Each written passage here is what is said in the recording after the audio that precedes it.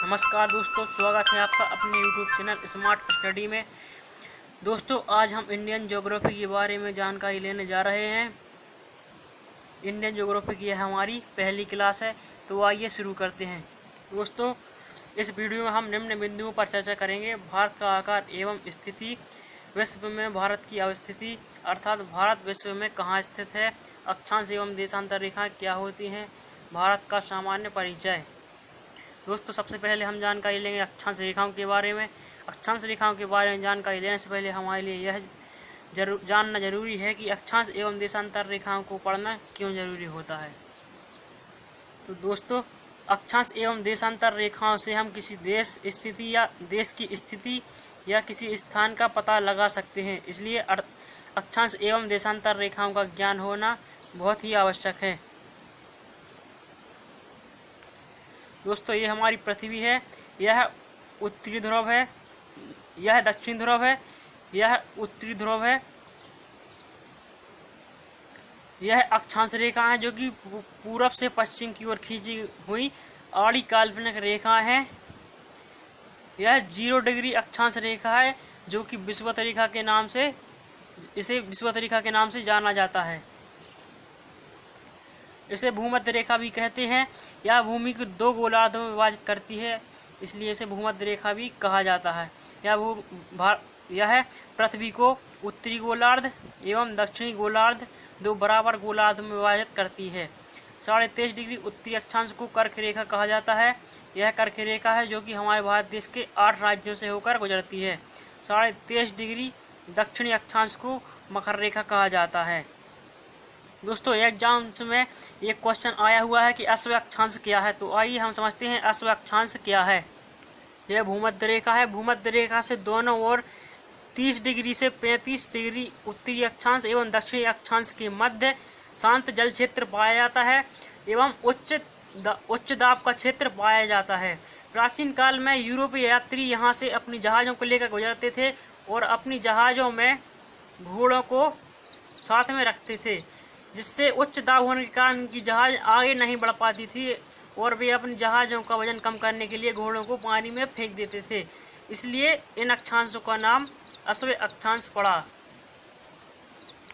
अक्षांश रेखाओं की कुछ विशेषताओं को देख लेते हैं। इनकी संख्या 181 है, अर्थात विषुवत रेखा के उत्तर की ओर 90 अक्षांश रेखा है और विषुवत रेखा के दक्षिण की ओर 90 अक्षांश रेखाएं हैं।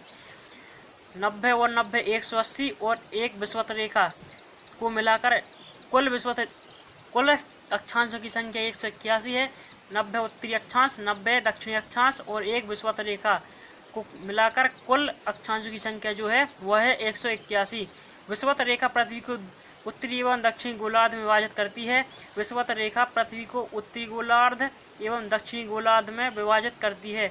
ये रेखाएं समानांतर होती हैं, अर्थात जो ये अक्षांश रेखाएं होती हैं ये समानांतर होती है। इनकी एक दूसरे की जो बीच की दूरी होती है वह सदैव समान होती है। ध्रुवों पर ये रेखाएं बिंदु के समान दिखाई देती हैं। दोनों ध्रुवों पर ये रेखाएं बिंदु के समान दिखाई देती हैं। दोस्तों, उत्तरी ध्रुव एवं दक्षिणी ध्रुव दोनों ध्रुवों पर ये रेखाएं बिंदु के समान दिखाई देती हैं। आइए दोस्तों, अब हम देशांतर रेखाओं के बारे में चर्चा करते हैं। दोस्तों, यह हमारा ग्लोब या पृथ्वी है। यह दक्षिण ध्रुव है, यह उत्तरी ध्रुव है। देशांतर रेखाएं होती हैं जो उत्तरी ध्रुव को दक्षिण ध्रुव से मिलाती हैं। दोस्तों, देशांतर रेखाओं की कुल संख्या 360 है। 0 डिग्री देशांतर रेखा को मानक समय रेखा कहा जाता है। इसे ग्रीनविच रेखा के नाम से जाना जाता है। ग्रीनविच रेखा से पूरब की ओर जाने पर समय बढ़ता है और दोस्तों, ग्रीनविच रेखा से पश्चिम की ओर जाने पर समय घटता है। एक देशांतर को पार करने में 4 मिनट का समय लगता है। ये रेखाएं समानांतर नहीं होती, अर्थात दोस्तों, ये रेखाओं की जो बीच की दूरी होती है वह समान नहीं है। देखिए, यहाँ पर दूरी अधिक है, यहाँ पर दूरी कम है। ये रेखाएं ध्रुवों पर एक बिंदु पर आकर मिल जाती हैं। दोस्तों, इसकी विशेषताएं देख लेते हैं। इनकी कुल संख्या 360 है। देशांतर रेखाओं की कुल संख्या 360 है। ये रेखाएं समानांतर नहीं होती, अर्थात इनके बीच की जो दूरी है वह समान नहीं होती। दो देशांतरों के बीच की दूरी को गोरे कहा जाता है, अर्थात एक देशांतर से दो देशांतर, इन दोनों के बीच की दूरी को गोरे कहा जाता है। ये रेखाएं उत्तरी ध्रुव को दक्षिणी ध्रुव से मिलाती हैं, अर्थात ये रेखा जो जितनी भी देशांतर रेखाएं होती हैं वह उत्तरी ध्रुव को दक्षिणी ध्रुव से मिलाती हैं। 180 डिग्री देशांतर रेखा को अंतर्राष्ट्रीय तिथि रेखा कहा जाता है। दोस्तों, जिस प्रकार 0 डिग्री देशांतर को मानक समय रेखा कहा जाता है, उसी प्रकार 180 डिग्री देशांतर को अंतर्राष्ट्रीय तिथि रेखा कहा जाता है। अंतर्राष्ट्रीय तिथि रेखा की घोषणा 1884 में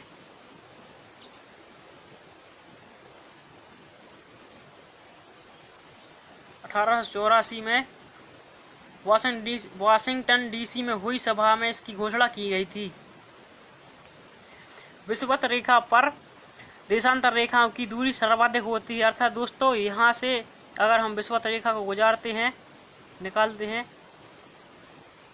तो विषुवत रेखा पर जो देशांतर, एक देशांतर से दूसरे देशांतर की बीच की जो दूरी है यह सर्वाधिक होती है, अर्थात विषुवत रेखा पर दो देशांतरों के बीच की जो दूरी होती है वह सर्वाधिक होती है।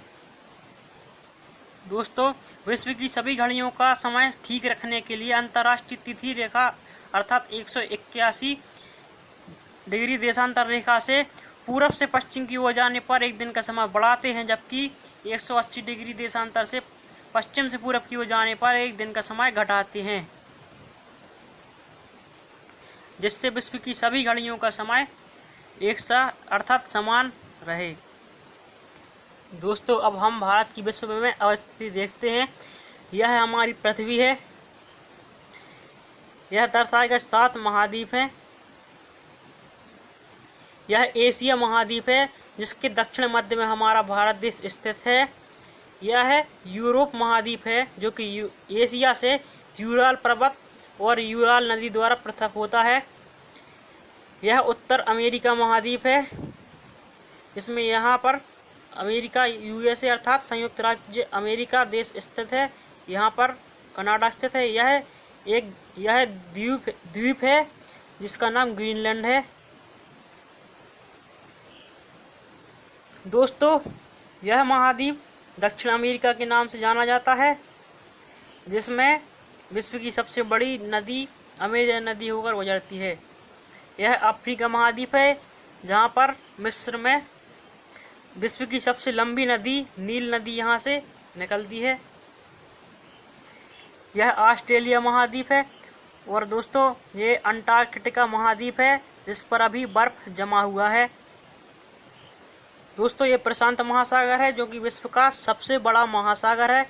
यह हिंद महासागर है। यह अटलांटिक महासागर है। यह आर्कटिक महासागर है। दोस्तों, चूंकि हमारी पृथ्वी गोल है, इसलिए उत्तर अमेरिका के पश्चिम में ये भी प्रशांत महासागर ही है। दोस्तों, हिंद महासागर विश्व का एकमात्र ऐसा महासागर है जिसका नाम किसी देश के नाम पर रखा गया है, अर्थात हिंद महासागर का नाम हिंदुस्तान के नाम पर रखा गया है, क्योंकि यह हिंदुस्तान को एक विशिष्ट पहचान प्रदान करता है। यह अर्थात भारत देश हिंद महासागर के बीचों बीच स्थित है।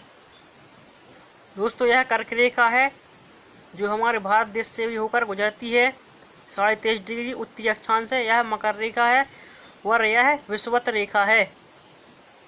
आइए दोस्तों, हम भारत का अक्षांश एवं देशांतर विस्तार देखते हैं।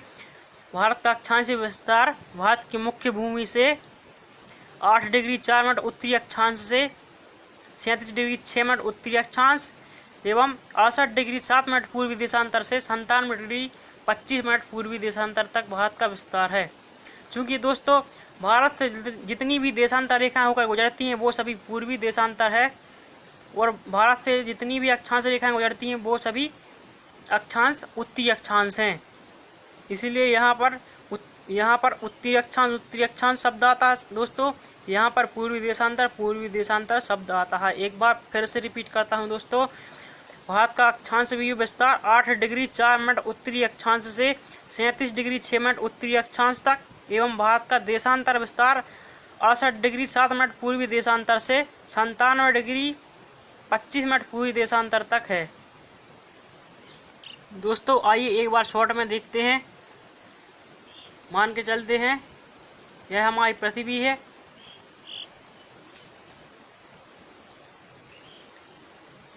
यह उत्तरी ध्रुव है, यह दक्षिणी ध्रुव है। यहाँ से भूमध्य रेखा गुजरी हुई है जो कि पूर्व से पश्चिम की ओर अक्षांश रेखाएं खींची जाती हैं। यह 23.5 डिग्री उत्तरी अक्षांश जो कि कर्क रेखा है। यह 23.5 डिग्री दक्षिणी अक्षांश जो कि मकर रेखा है। यहाँ से उत्तरी ध्रुव एवं दक्षिणी ध्रुव को मिलाने वाली रेखाओं को देशांतर रेखाएं कहा जाता है।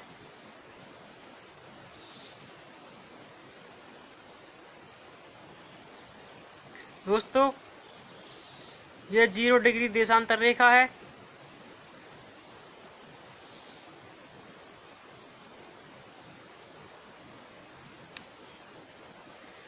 जिसको मानक समय रेखा कहा जाता है। दोस्तों हमारा भारत देश यहाँ कहीं स्थित है। यह भूमध्य रेखा है। आई होप दोस्तों आपको समझ में आया होगा। अब हम कुछ और जानकारी देखते हैं। दोस्तों यह हमारा भारत देश है जो एशिया महाद्वीप के दक्षिण मध्य में स्थित है।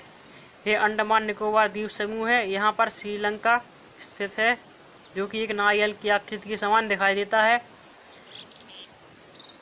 दोस्तों आइए कुछ और जानकारी लेते हैं। भारत एक विशाल देश है। यह उत्तरी गोलार्ध में स्थित है।